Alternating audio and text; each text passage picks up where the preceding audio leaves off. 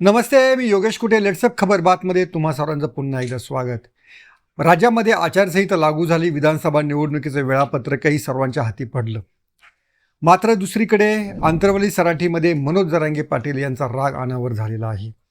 जरांगे पाटील यांना अपेक्षा होती, जरांगे पाटील यांची मागणी होती की आचारसंहिता लागण्यापूर्वी मराठ्यांना ओबीसीमधून आरक्षण देण्याचा निर्णय सरकारनं घ्यावा. दसरा मेळाव्यातून त्यांनी ठामपणे जोरकसपणे ही मागणी मांडलेली होती, पण सरकारनं कोणताही प्रतिसाद दिलेला नाही. जे जरांगे पाटील गेले 14 महिने सरकारसाठी अतिशय महत्त्वाचे होते, ज्या जरांगे पाटलांना सरकार तळहाताच्या फोडासारखं जपत होतं, यावेळेस मात्र सरकारनं जरांगे पाटील यांच्याकडे पूर्णपणे दुर्लक्ष केल्याचं दिसून येत आहे. जरांगे पाटील यांचा सरकारवरती राग आहे का सरकारचा जरांगे पाटील यांच्यावरती राग आहे? या दोन्ही बाबींची शहानिशा आपण या व्हिडिओमधनं करून घेणार आहोत. जरांगे पाटील यांनी आज जी प्रेस कॉन्फरन्स घेतली आणि मराठा समाजाला जे आवाहन केलेलं आहे आणि काही विशिष्ट नावं घेतलेली आहेत, म्हणजे एकच नाव घेतलेलं आहे, ते म्हणजे उपमुख्यमंत्री आणि भाजपचे नेते देवेंद्र फडणवीस. जे सरकार महायुतीचं आहे, ज्याच्यामध्ये मुख्यमंत्री एकनाथ शिंदे आहेत, उपमुख्यमंत्री अजित पवार आहेत, या दोघांचाही नामोल्लेख जरांगे पाटील यांनी केला नाही. त्यांनी एकच विधान उच्चारलं, ते म्हणजे देवेंद्र फडणवीस यांनी मराठ्यांचा घात केलेला आहे. आणि म्हणजेच गेले 14 महिने देवेंद्र फडणवीस यांच्याविषयी जे काही जरांगे पाटील बोलत होते, त्याचा स्फोट या अर्थानं बाहेर पडलेला आहे. जरांगे पाटील यांना नक्की काय सांगायचं आहे, जरांगे पाटील यांच्या मनामध्ये काय आहे, हे त्यांनी आडून अप्रत्यक्षरित्या सांगितलेलंच आहे. त्यांचं म्हणणं असं आहे की ज्यांनी ज्यांनी मराठ्यांना फसवलेलं आहे, त्या सर्वांचा आता मराठा समाजानं विचार करण्याची गरज आहे. मराठ्यांच्या पोरांच्या तोंडचा घास ही मंडळी हिरावून घेत आहेत, अशा प्रकारचं वचन किंवा अशा प्रकारचं वाक्य त्यांनी उच्चारलेलं आहे. अतिशय सहानुभूतीपूर्वक मराठ्यांना एक सहानुभूतीचं आव्हान करणारं असं एकूण त्यांची सगळी आजची प्रेस कॉन्फरन्स होती, त्यांचं आव्हान होतं. आता प्रत्यक्षामध्ये त्यांनी थेट आदेश काही दिलेला नाही आहे, मात्र फडणवीस यांचं नाव 2 ते 3 वेळा घेऊन त्यांनी योग्य तो मेसेज दिलेला आहे. मराठा समाजाने जागृत राहावं, मराठा समाजाने काळजी घ्यावी, मराठ्यांचं नुकसान करणाऱ्यांना लक्षात ठेवावं, असं सगळं गोल गोल गोल गोल बोलले आणि फडणवीस यांचं नाव त्यांनी घेतलेलं आहे. फडणवीस यांना ते का टार्गेट करत आहेत याचं उत्तर या निमित्तानं आपल्या सर्वांनाच माहिती आहे. कारण जरांगे पाटील आणि फडणवीस या दोघांमधला 36 आकडा हा काही नवीन नाही आहे. म्हणजे जरांगे पाटील यांच्यावरती यांच्या आंदोलनावरती जो पहिला लाठीमार झाला, तेव्हा त्याचं देखील खापर गृहमंत्री म्हणून देवेंद्र फडणवीस यांच्यावरतीच फोडण्यात आलेलं होतं. नंतर देवेंद्र फडणवीस यांचं एक वाक्य गाजलेलं होतं की ओबीसी हा भाजपचा DNA आहे, आणि तेव्हा देखील जरांगे पाटील हे फडणवीस यांच्यावरती भडकलेले होते.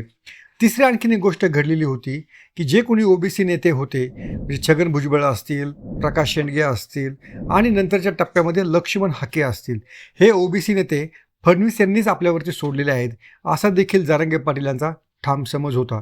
त्यामुळं ते देखील त्यांच्यावरती बोलत होते.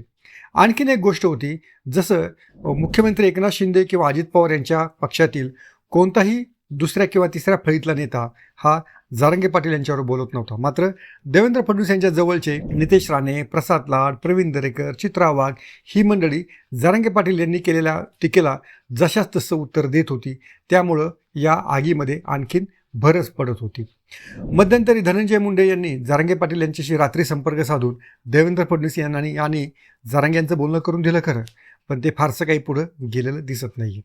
एकूणच म्हणजे ना सरकारमधल्या ना मुख्यमंत्र्यांशी जरांगे पाटलांचा वाद, ना उपमुख्यमंत्री अजित पवारांशी त्यांचा वाद, पण देवेंद्र फडणवीस यांच्याशी त्यांचं भांडण. हे भांडण भाजपशीच आहे, हे आता काही लपून राहिलेलं नाही. त्यामुळं या निवडणुकीमध्ये ते काय मेसेज देणार आणि ते कशा पद्धतीनं फडणवीसांना खेळवणार किंवा भाजपला खेळवणार, हेच आता आपल्याला पाहायला हवं. दुसरी एक गोष्ट अशी घडलेली आहे की हरियाणामधल्या निकालानंतर देवेंद्र फडणवीस आणि भाजपला असं वाटत आहे की आपण नॉन मराठ्यांना आपण एकत्र करून जरांगे पाटील यांचं जे महत्त्व आहे ते कमी करायला हवं. त्यामुळे जरांगे पाटील यांच्याकडे आता अजिबात लक्ष द्यायचं नाही, त्यांच्या टीकेला अजिबात उत्तर द्यायचं नाही. उलट देवेंद्र फडणवीस यांनीच मराठा आरक्षणासाठी काय काय केलं आहे, शरद पवार यांनी कसं मराठा आरक्षणाचा चेंडू इतके वर्ष खेळवत ठेवलेला होता, याविषयी आपण जास्तीत जास्त बोलायचं. देवेंद्र फडणवीस यांच्या आता जर काही महत्त्वाच्या इंग्लिश चॅनेलला दिलेल्या मुलाखती जर पाहिल्या, त्यांनी हेच वारंवार सांगितलेलं आहे की मी मराठ्यांना आरक्षण दिलेलं होतं. मी जोपर्यंत मुख्यमंत्री होतो तोपर्यंत हे आरक्षण उच्च न्यायालयामध्ये टिकून होतं. उद्धव ठाकरेंचं सरकार आलं आणि हे आरक्षण सर्वोच्च न्यायालयानं उडवून लावलं. आता देखील आम्ही मराठ्यांना सेपरेट असं SC-BCचं आरक्षण दिलेलं आहे. मात्र OBCमध्ये समावेश करता येणं अवघड आहे. जर तसा समावेश करायचा हवा असेल तर जरांगे पाटील यांनी शरद पवार, उद्धव ठाकरे आणि काँग्रेसकडनं लिहून आणावं, अशा प्रकारचं आव्हान जरांगे पाटील यांना दिलेलं होतं. पण प्रत्यक्षात जरांगे पाटील यांचा सवाल वेगळा आहे. तुम्ही आता ज्या 16 जाती OBCमध्ये घेतलेल्या आहेत तेव्हा तुम्ही या महाविकास आघाडीकडनं लिहून घेतलेलं होतं का? तेव्हा तुम्ही OBCची परवानगी घेतली होती का? मग मराठा समाजाला घेतानाच तुम्ही आडकाठी का करतात? असा जरांगे पाटील आणि देवेंद्र फडणवीस यांचा आमने सामने असा सगळा संघर्ष सुरू आहे. याच्यातनं एकनाथ शिंदे हे सही सलामत सुटलेले आहेत. अजित पवार अतिशय सुरक्षित आहेत. त्यामुळे शरद पवार विरुद्ध देवेंद्र फडणवीस व्हाया मनोज जरांगे पाटील अशी ही सगळी लढत राहील. याच्यामध्ये कोणतीही मला शक्यता दिसून येत नाही. याचे सगळ्यात मोठे पडसाद हे मराठवाड्यामध्ये उमटतील हे वेगळं सांगायला नको. त्यामुळे मराठवाड्यातल्या भाजपच्या उमेदवारांना विजयाचा धसका घेऊन राहावं लागेल अशी परिस्थिती निर्माण होऊ शकते. पण जरांगे पाटील यांचं आसरं जे आहे ते बोथट करण्यासाठी देखील भाजप किंवा फडणवीस ही वेगळी पावलं उचलू शकतात. जरांगे पाटील यांच्याशी आता चर्चेची किंवा वाटाघाटीची सगळे दरवाजे बंद झाले असावेत किंवा जरांगे पाटील यांनी ते बंद करून घेतलेले असावेत. जरांगे पाटील यांच्या पाठीमागे कुणी आहे का? या निमित्तानं भाजप या पुढच्या काळामध्ये काही स्फोट घडू शकतं हे सुद्धा नाकारता येत नाही. त्यामुळं या दोघांमधला सामना हा पुढच्या म्हणजे अगदी निवडणूक होईपर्यंत अतिशय टोकाचा झालेला असणार एवढं मात्र निश्चित. तुम्हाला काय वाटतं की जरांगे पाटील यांनी नक्की कोणती भूमिका घ्यायला हवी होती? सरकारमधल्या फक्त फडणवीस यांनाच टार्गेट करायला हवं होतं का? ते महाविकास आघाडीच्या बाजूनं बोलत आहेत का? त्यात ते राष्ट्रवादीच्या शरद पवार यांच्या बाजूनं बोलत आहेत का? जरांगे पाटील यांच्या आंदोलनाचं काही चुकलेलं आहे का? कारण गेली 14 महिने आंदोलन करूनही OBCमधल्या दाखल्यातल्या वाढीशिवाय त्यांच्या हातामध्ये फारसं काही पडलेलं नाही असं देखील त्यांचे विरोधक बोलत आहेत. अर्थात मराठ्यांसाठी स्वतंत्रपणे SC-BCचा कायदा झालेला आहे, ते आरक्षण मिळत आहे ही गोष्ट देखील सर्वांना माहिती आहे. तरीही जरांगे पाटील मला वाटतं पूर्णपणे महायुतीवरती खुश नाही आहेत. उलट ते महायुतीवरती तुटून पडलेले आहेत. त्यातही फडणवीस यांना ते सोडणार नाही आहेत असं सगळं त्यांचा आविर्भाव, असा सगळा त्यांचा आवेश आजच्या प्रेस कॉन्फरन्समध्ये दिसून आलेला आहे. पाहूया लोकसभेप्रमाणेच जरांगे पाटील हे भाजपला धडा शिकवणार की भाजप आता जरांगे पाटील यांचा राजकीय काटा काढणार हे आपल्याला पाहायला लागेल.